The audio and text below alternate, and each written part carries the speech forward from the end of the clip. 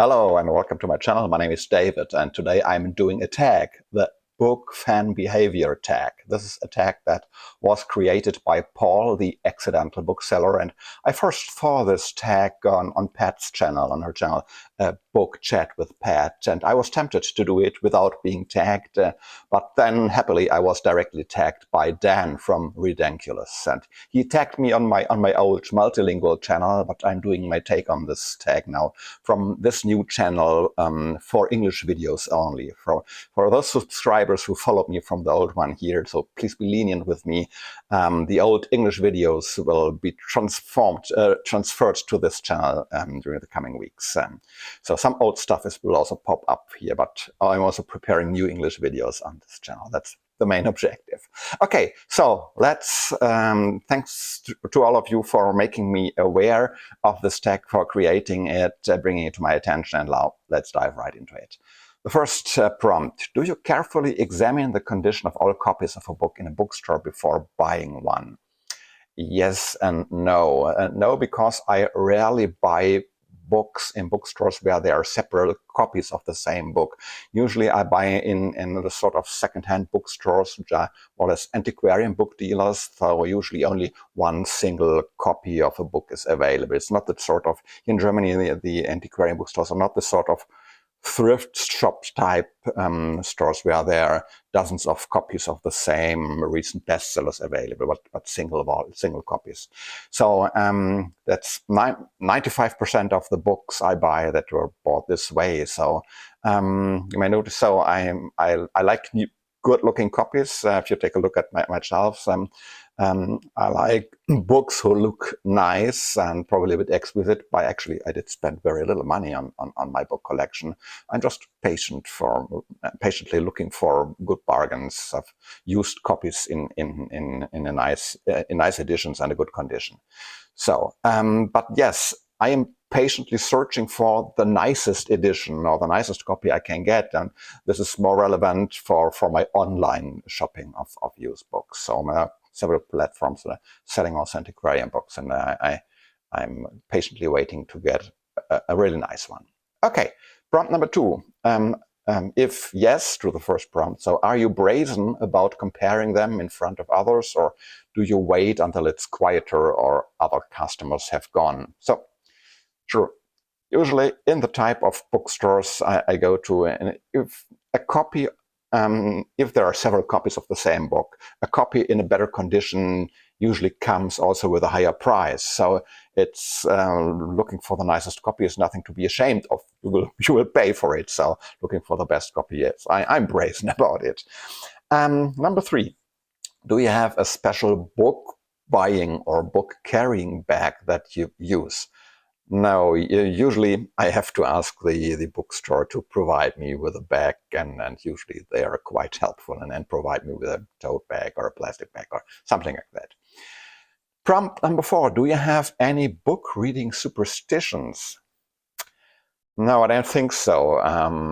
Maybe I have some book reading habits that are close to superstition. So a book that I plan to read or that I'm currently reading, I never put it in my bookshelf until I've finished it.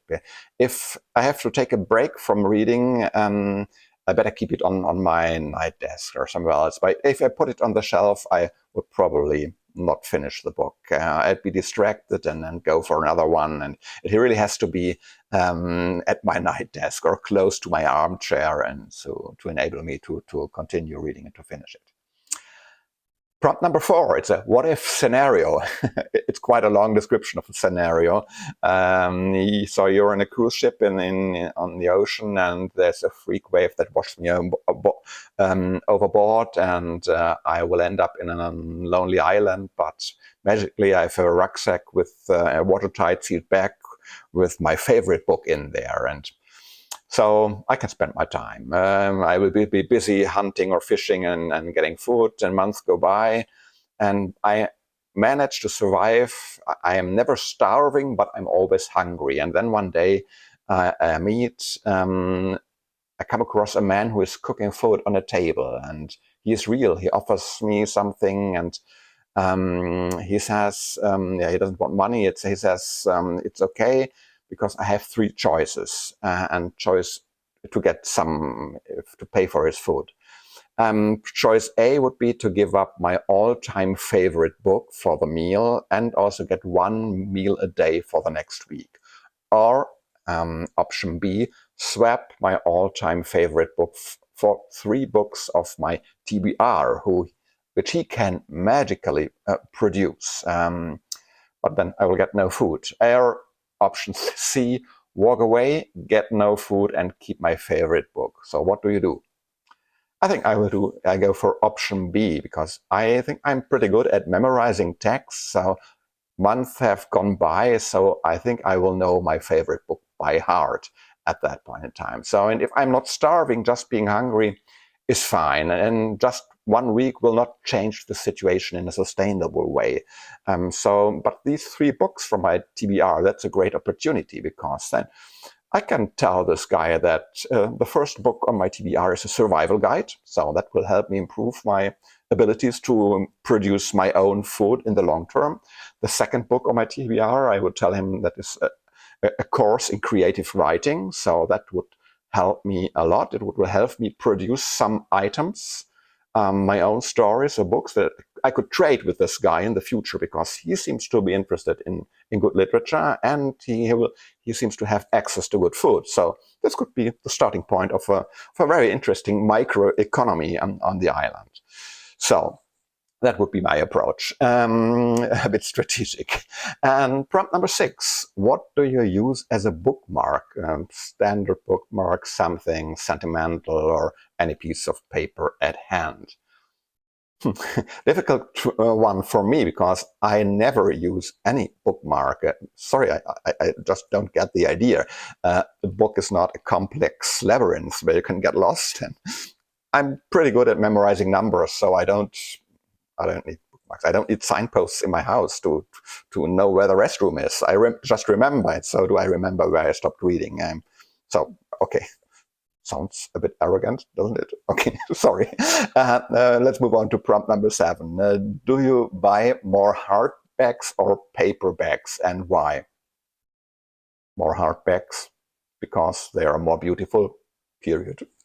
Okay, prompt number 8. If you were to find a secret unpublished sequel manuscript to a famous book, what would it be a sequel to?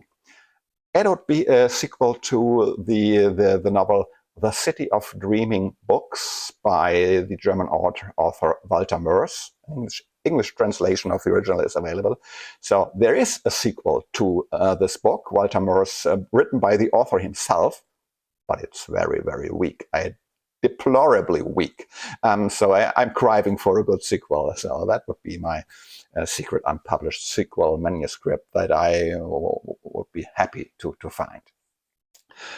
Number 9, another what-if scenario. You live exactly half a mile from a major chain bookstore, Waterstones or Barnes & Noble. Exactly half a mile. No more and no less. And the zombie apocalypse begins. Like all survivors, you raid the supermarkets and pharmacies for lots of water and food and medication, sufficient to last for months. Yeah, you're holed up at home in a protected space and you begin to think of the bookshop exactly half a mile away, which probably won't have been looted, and all those thousands of books and series available. Despite your existing book collection, what do you do? Do you risk it all for hundreds of free new books? If so, how? Okay, I live in Central Europe, so I can pretend I don't know what exactly half a mile means. And I don't understand how it is relevant for this question. Okay, just kidding. I can do the math.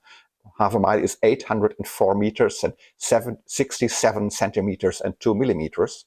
But again, okay, it's a major chain bookstore, and I won't take a single footstep.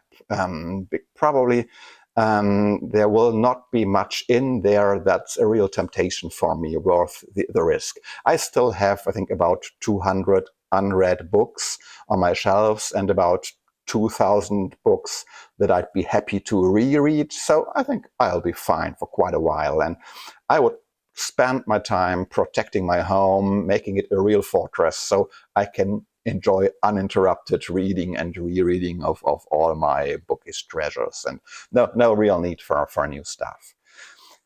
Number 10, when reading a book, do you just look at the words and read them, or do you use a finger or a bookmark underneath the words to track your eye's progress?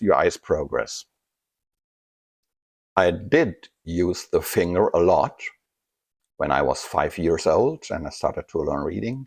That was about the time I used training wheels on my bicycle. But almost 50 years later, I learned how to manage without both types of beginners habits or beginners aids. No, I don't use and I don't need anything of that type to follow the words.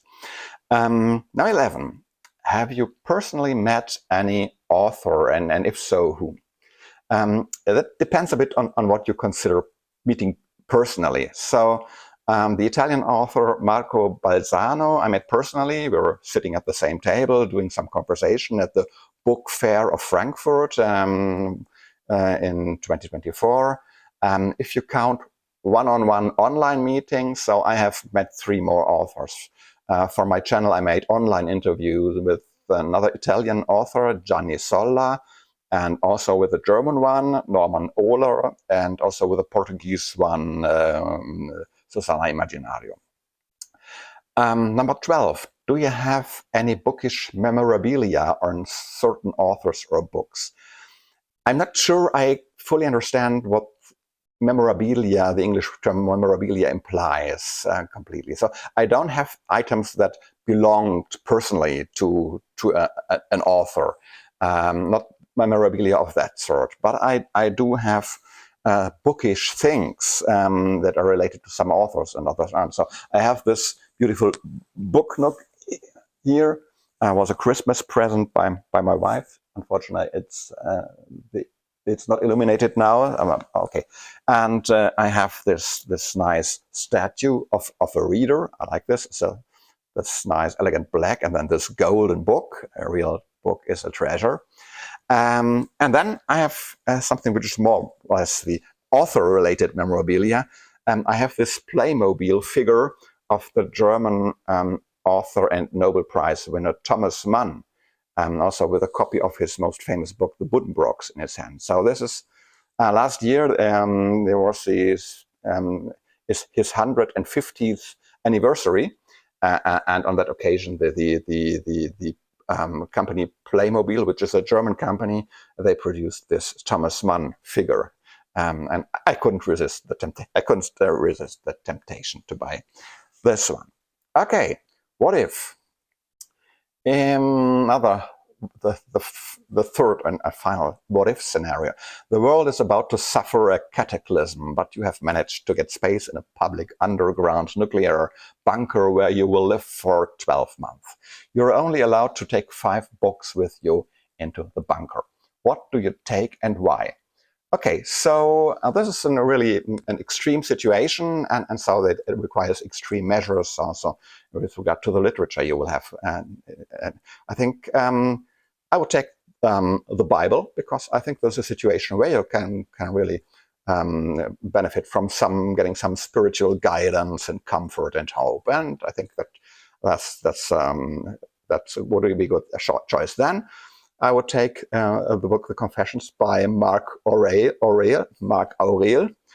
this antique Stoic philosopher. I think would be the Stoic philosophy is a good complement or counterweight to Christian theology. And third, as a real counterweight, I would take one of the major works of the German philosopher Friedrich Nietzsche with me, who is a radical atheist, so quite the contrary to Mark Aurèle or to the Bible.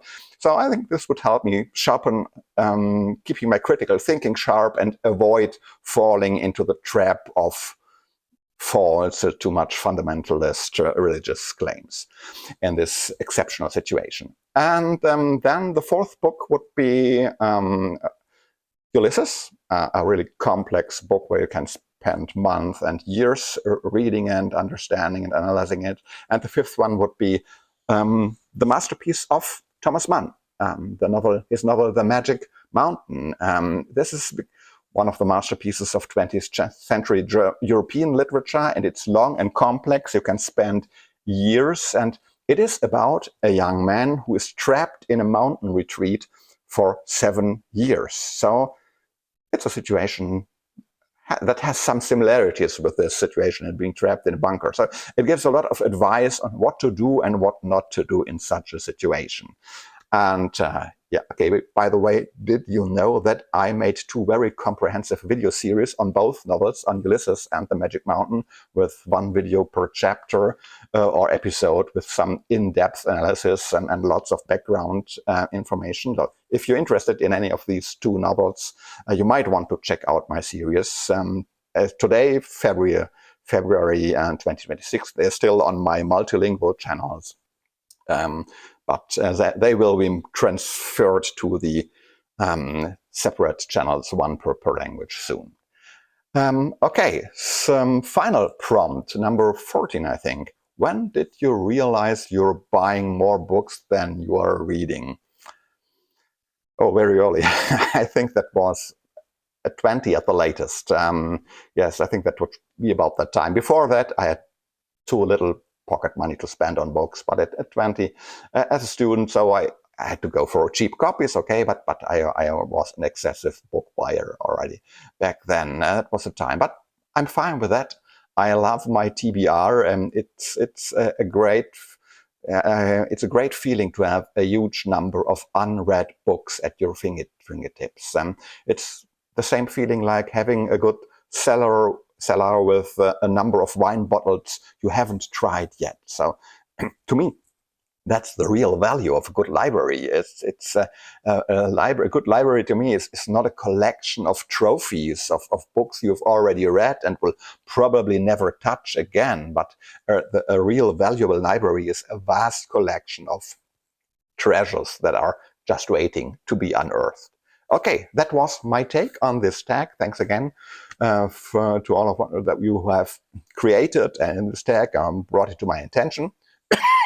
Sorry. And yeah, usually it's also common practice to tag other people at the end, but I'm quite late to the party, so maybe I will tag some people in the video description. I will give it a thought. So hope you have enjoyed my take on this tag. We're looking forward to your comments and hope to see you next time on this channel. Take care. Have a great reading time. Bye-bye and ciao.